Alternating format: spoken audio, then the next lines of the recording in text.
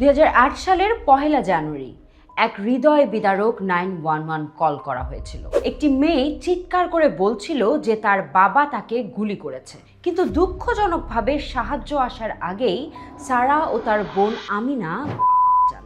জাসের তার 2 মেয়েকে হত্যার পর পালিয়ে যায় এবং 12 বছর ধরে আত্মগোপনে ছিল।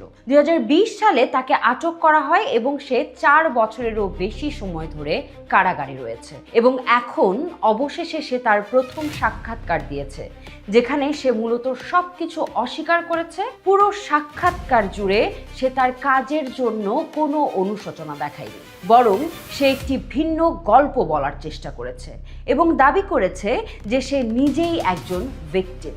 আমি প্রিয়া রানী ছেত্রী, দেখা হবে পরের ভিডিওতে। এমন আরো রহস্যে ঘেরা ভিডিও পেতে আমাকে like, share, comment and subscribe করতে ভুলবেন না।